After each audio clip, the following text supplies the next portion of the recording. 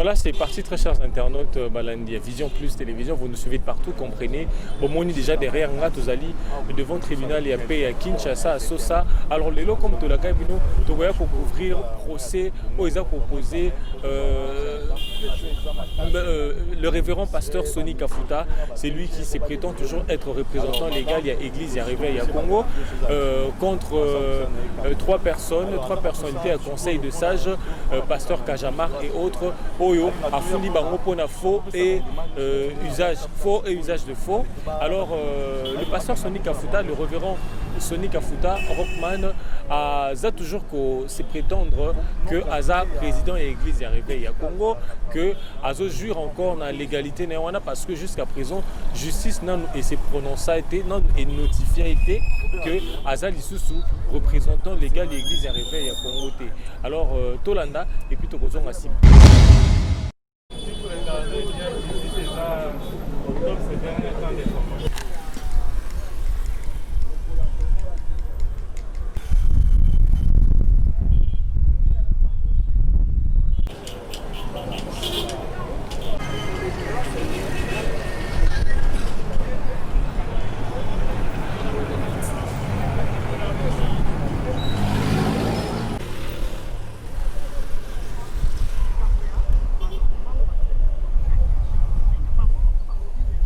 Le papier va ici au coach avocat.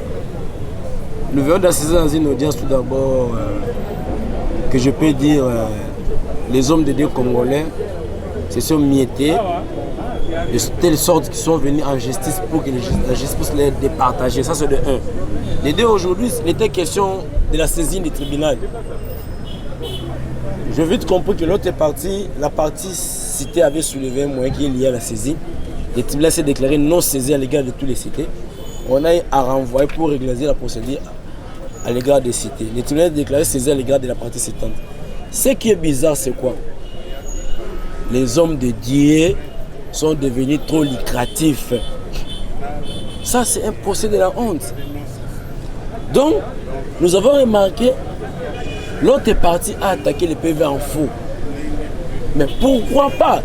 Et qui se prétend être homme de Dieu, pourquoi pas arranger ça et même étant les enfants de Dieu qui ont le Saint-Esprit? J'ai compris moi, le Saint-Esprit qui prétend parler, c'est l'argent. Donc, c'est bizarre pour les hommes de Dieu congolais. Comme si ils sont poussés par la politique, comme si ils ne servent pas Dieu. Or que notre Dieu, c'est un Dieu d'amour. Notre Dieu, c'est un Dieu de l'unité. S'ils sont de vrais hommes de Dieu, ils doivent être unis. Donc moi, je les conseillerais, s'il y a possibilité de se retraiter dans cette action. Nous avons appris à l'université, la citation dirait que c'est l'action du ministère public ne se repose pas sur les épaules du ministère public.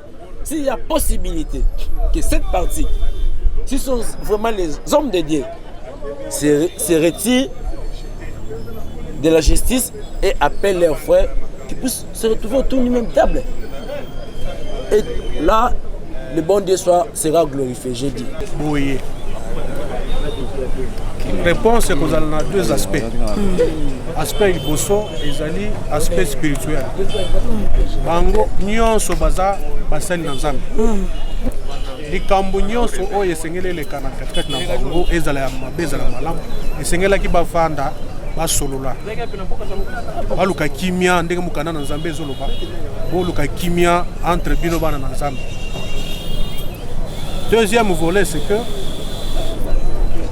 les droit na ye ya koya kufunda soki a estimé que un comportement boye comportement ya kingandi ya boye eleze ye eza droit na ye yende muto oyo kolekisa na nzuzi ke tala pona nini na efundi bandeko oyo eza pona likambo nzuzi ya kosambisa nzuzi ya koyeba kokata soki biso tokoyeba te sengele tokende tina suka oyeba nzuzi ya kokata ndenga nini soki akopesa oyo mbano apesi bango soki akopesa ye papa Sonny raison apesi ye. Donc na minute oyo tozana na ebandeli neti lelo nzuzi akoko kosambisa te parce que mikanda oyo esengelaki ekomela biso ekomaki te yango moni tobimi awa juge alobi aza non saisi, non saisi, c'est-à-dire que akoko sambisa te ba document oyo ba citation il fallait qu'il comment et comment qui basala on ndenge malamu te. Voilà, merci beaucoup. Merci. Je suis Gaza, avocat général Sony Kafuta, le pasteur qui a saisi le tribunal. Oui, le pasteur a saisi le tribunal. Dites-nous un peu, maman n'a ni kambo na mokolo ya lelo ezalaki nini? Bon, maman n'a ni kambo na mokolo ya lelo eza pasteur Sony Kafuta. Oyo azali mukambi ya église de réveil du Congo. Oyo yokaki bato moko boye, oyo tositaki kombo ba pasteur misato.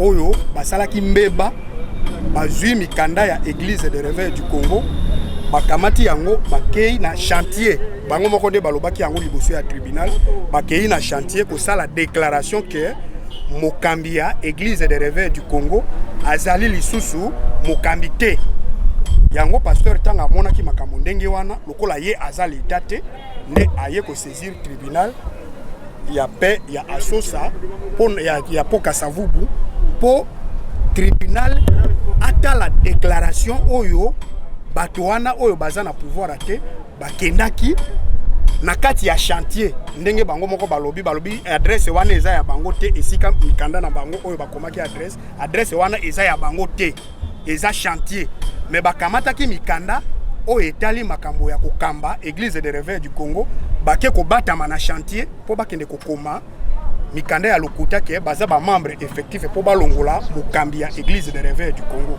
Na yango nde pasteur Sony aye na tribunal asengi na tribunal ke bakanga bato wana na makambo oyo bango basali ba détruire mikanda nyonso oyo bakendaki kokoma na kobatama na kati ya chantier puisque bango moko bawangani lelo bawangani bakombo na bango oyo bakomaki na kati ya mikanda bawangani pe adresse wana oyo bakamataki ya makomaki yango na kati ya mikanda wa elkuta ya mabe oyo balobaki wana yango tribunal asengi eloko ya liboso alobi audience ekozala kaka na tribunal oyo puisque komba na bango ya liboso ezalaki nini président ya juridiction ya Kasavubu oyo azwaki ordonnance wana afixaki audience ke yende il faut akonza asambisa bato oyo basalaki makambo wana na ressort na ye bango baye balobi ke audience ekotikala kozala te puisque ordonnance ya président wana eza ya lokuta baoki kosala bongo te nde eloko ya liboso eloko ya mibale bawangani adresse na bango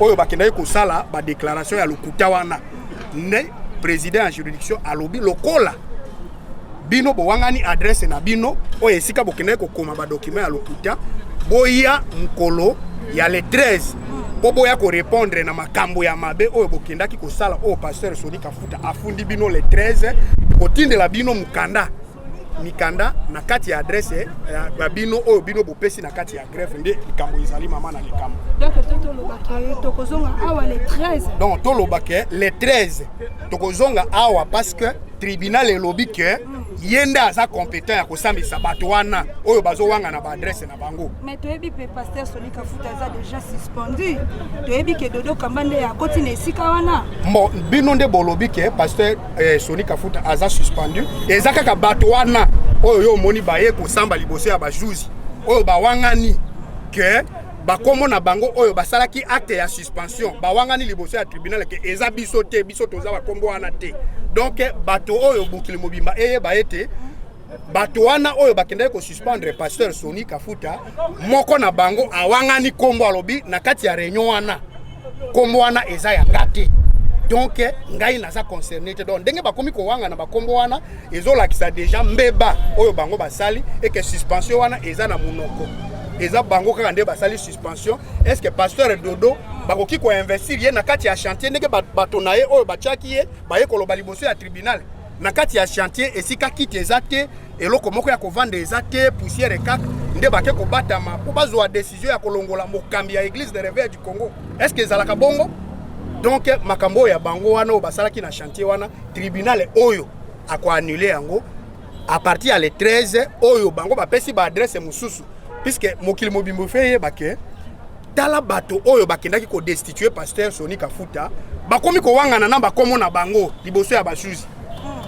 bakomi ko wangana na ba adresse oyo batiaki na déclaration wana ya ko suspendre ye liboso ya bajuzi donc mokili mobimba ifo yeba ke mokambi ya église de réveil azaka moko pasteur Soni Kafuta et que akolandela bato wana moko na moko po bayeba ete ke na kati ya mboka ya Congo mibeko ezali. Mais maître toyebi ke Bible ezo yebisa biso bolingo ya Nzambe ezali toza ba pasteur bino pe lokola bino boza ba conseiller na ye boko koyebisa te mokambi ya église de réveil pasteur Soni Kafuta azongela na Bible koloba ete alimbisa baninga na ye basolola basangana po te po awa na justice ezaka isala.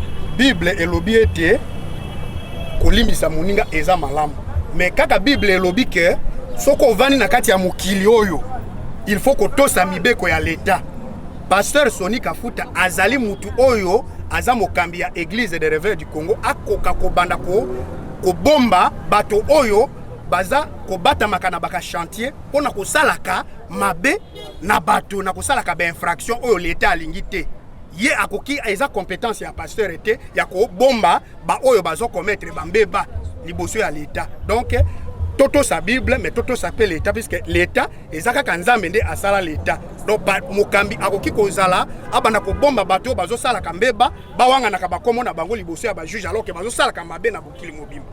Nde likambo ngana lobi mama na likambo na lobi ndenge wana asi alimbisa bango na mabe na bango mais akoki kotika bango te sans qu'il a dénoncé bango liboso ya leta soki te aza kosunga leta oyo Nzambe a institué na kati ya mokilo te.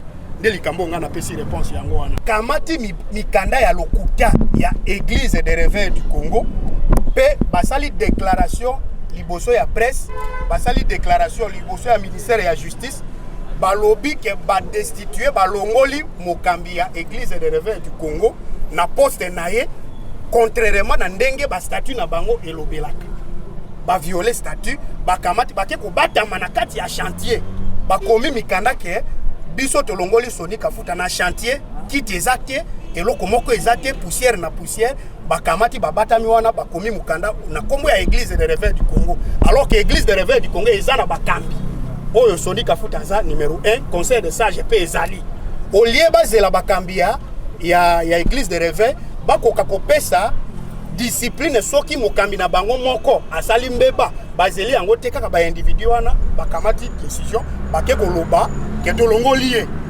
nde na likambo wana e créer ma likambo ya munene na désordre ya makasi na kati ya église de réveil du Congo yango pasteur Soni alobi ete baza ban malgré basali mbeba mais basali pe mabe par rapport na ba loi ya ekolo ye akoki ko bomba ba criminel te soki te l'État peut akolandela ndenge nini document ya ndenge wana esalamaki na kati ya église de réveil du Congo na bato songolo pakala ba nommé pe mutu moko oyo aza te na pouvoir te na kati ya chantier après otika bango après l'État ye baba criminel wana te na yango pasteur Soni a dû décision ya ko tika bango na maboko ya l'État na makambo oyo etali infraction ba commettre puisque aoki ko bomba yango te de mama ya likambo eza wana po ba détruire document wana bazwa l'État akoyeba makambo nini akosala na bato oyo bakendaka kosala ba document ya lokuta pona kosalela bato mususu mabe na ba organisation nyonso mabe de mama ya likambo yango wana toyeli yawo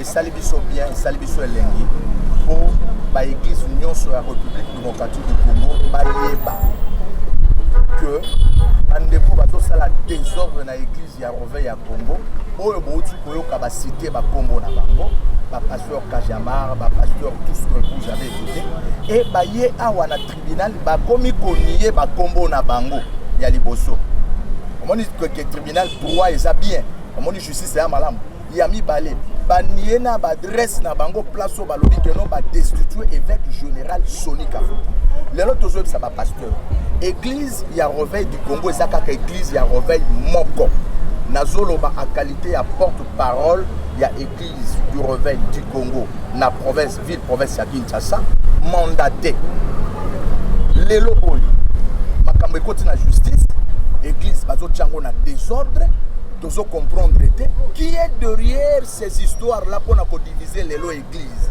Est-ce que ça m'a nzambe tous za sous ma nzambe te tolobi lokola déjà tribunal les a saisi régulièrement l'affaire est envoyée vers les 13 bokoya lisusu awa kaka na batuana basali faux et usage de faux bazui caché, il y a Lokuta, il y a l'église de Réveil. Où ils en ont tenu et pas il y a évêque général Soni Kafuta. Tu as évité la lettre au bazon aux envoyé. Envoyé la lettre on a caché ni remise et reprise et salamité. Basa non destitution il y a Lokuta. Bato bakoke ko sala destitution wana baza na qualité te baza pe na mandat te. Qualité te pourquoi? Parce que na statut ya REC. Bato bakozali capable ya ko voter baza ba membre effectif oyo baza en cotisation en règle avec notre cotisation. Sur le bateau, on a surtout ceux qui 63 ou tout le monde qui wana, tu comprends qui a voté les 63 là, bah outil wapi. Voilà pourquoi, pour la Colombo les locaux wana, ceux qui babengi ba pasteur, na côté à papa Soni Kafuta, toya. Ceux qui babengi ba pasteur, côté oyo bazo benga bino kuna na boy kotanga ba kombo ya bato, ah ouais peut kozala ba polémique, to boy ba pasteur ba kende kuna te. Pourquoi? Parce que l'égalité et puis légitimité eza na ngambo ya évêque général Soni Kafuta Rockman. Mandat évêque général eza à 5 ans. Évêque a sali à 2 ans. Likambo ya kwa destituer et outil wapi. Bakomi koloba mangambo politique ya na kati politique ni eza na kati. Église ezalaka apolitique, église etikali kozala politique ata place moko te. Donc tozolo bana ba journaliste, to sengi bino moins modestie, to sengi bino moins équilibre, ba journaliste bozwa likambo oyo bokuti yango songi te. Biso tozana posa église des rebelles du Congo ezala unie, to ana besoin te église ezala fragilisée parce que église yango depuis qu'elle les a fragilisée. À ma qualité à porte-parole, mandaté par l'évêque général Soni Kafuta, eux son représentant provincial, le pasteur Guy Daniel Tassa, je parlais que nous avons besoin de l'unité de l'église. Vous l'avez dédoublé pourquoi si vous avez besoin de l'unité? Pourquoi vous l'avez dédoublé? Parce qu'aujourd'hui on a ERC A et ERC bis. Et pourquoi ne pas appliquer les principes réglés des conflits comme le dit la Bible? C'est ça le problème. Nous avons appelé autour d'une table que Bandeko wana Punabaya. Toya koyoka réclamation na bango ezani. Ce n'est pas nous qui avons de doublé. Nous avons été institués. Biso toza na institution. Le président évêque général Soni Kafuta za na quatre institution. Il n'a pas le temps d'aller dédoubler. Les gens qui ont senti, oh bango ba oloba que non, baza mal à l'aise, baza malaisé, baya toyoka nini baza ko réclamer pour to sangisa église moko. S'il est reconnu, il a mandat de ce que vous dites là, est-ce qu'il est reconnu par la justice congolaise? Mais évidemment, parce que c'est la justice qui destitue, la justice qui prendra acte de destitution. Est-ce que cette justice-là a déjà pris par une réunion quelconque un acte de destitution? Il y a évêque général Soni Kafuta. Non. Et puis, nous n'avons pas compris dans leur réunion, monsieur le journaliste, vous m'avez posé la question, nous n'avons pas compris dans leur réunion, qu'est-ce qu'ils ont dit au vice-ministre? Parce que c'était même pas le ministre de la Justice. Le vice-ministre, il assure l'intérim, donc oui, il est d'office ministre de la Justice. Oui, il n'y a pas un problème. Oui. Qu'est-ce qu'ils ont dit? Diminuer sa qualité. Il n'y a pas un problème. Qu'est-ce qu'ils ont dit au ministre de la Justice? Pour que le ministre de la Justice vienne participer. Oui, il peut venir participer à leur assise, parce que c'est une invitation, il ne peut pas. Mais à la qualité d'une institution, l'institution reste encore. Vous avez vu, à un moment donné ici, ils ont réussi quand même à se mettre ensemble et à trouver une solution. Nous également, je lance un appel, il y a concertation. Je lance un appel, il y a unité de l'Église, au nom de l'intérêt général de l'Église. Nous n'avons pas besoin de la division de l'Église au Congo. L'Église de Réveil du Congo est dans ses premières expériences, il y a existence. Donc, une institution confessionnelle, ESAP et Bandisika. Nous ne sommes pas comme l'Église catholique qui jadis a existé des siècles, comme des siècles. Voilà. Donc, c'est en 2003 que nous avons eu l'arrêté présidentiel OYO et Salut Keto existait. Et nous sommes dans notre première expérience, il y a alternance, il y a pouvoir. L'évêque général Soni Kafuta, Albert Kakenza, a outillé sa passation du pouvoir pacifique. Ma passation du pouvoir pacifique, voilà, nous ne savons pas d'où est sorti le tumulte, le remords. S'il y a de réclamations, nous, l'aile du président évêque général Soni Kafuta Rockman, nous appelons à rosser ensemble, nous sommes pas trouver solution d'ensemble, en ce que l'Église soit forte, unie et indivisible autour du leadership de l'évêque général Soni Kafuta, qui est encore dans ses mandats. C'est 5 ans renouvelables une fois. Si nous, les pasteurs de l'église de Réveil du Congo, nous trouvons qu'après ces 5 ans qu'il est en train de faire, nous ne pouvons plus renouveler la confiance, nous allons évidemment le retirer la confiance, mais que cela soit régulièrement. Donc la régularité, la légalité, c'est ce que nous sommes en train de chercher dans cette substitution, dans cette réclamation. Ici, l'affaire en justice a été portée sur l'usage de faux et le faux en écriture commis par ceux qui sont en train de faire le leadership, d'assurer le leadership du côté LBCPA. Merci beaucoup. Merci beaucoup le prophète Aaron Okitegadi et puis avocat du côté de l'église de Réveil. Merci. Bon, je pense que il y a plusieurs agents dans la fonction publique qui sont victimes de ce genre d'actes, qui sont victimes de détournement de leurs primes. Vous avez vu ce que nous avions fait avec Odo Kassindi, de l'autorité de régulation des postes et télécommunications, et ces agents-là ont été payés de leurs primes. Nous savons que c'est un système qui a été organisé par le régime précédent, un système de mafia organisé. Parce qu'aujourd'hui, nous sommes là devant le parquet, près le tripé de Assosa, et nous sommes en train de voir même les intentions de l'ingérence et des pressions qui voudraient que le prétendu fausseur soit libéré, alors qu'il est sous mandat d'arrêt provisoire. Nous disons nul n'est au-dessus de la loi. Et la lutte contre l'impunité, c'est une nécessité pour débloquer la bonne gouvernance. Et c'est dans notre mission de pouvoir propulser la bonne gouvernance en République démocratique du Congo. C'est ce que nous sommes en train de faire. Et ainsi, nous invitons à ceux qui manquent la force pour pouvoir dire un mot, à ceux qui savent ce qui se passe dans l'administration publique ou dans les services publics, dans les régies, la mafia organisée, et n'ont pas le courage de le faire, de nous apporter des éléments palpables, de preuves, et avec nos avocats, parce que nous avons tout un collège des avocats au sein de la dynamique, qui font les prodeux pour que l'état des droits soit propulsé en République démocratique du Congo. Nous ne demandons pas en fait des subventions comme les autres, nous les faisons de bonne foi, et nous sommes prêts de pouvoir changer les choses dans ces pays, et tout en acceptant que les victimes viennent nous saisir.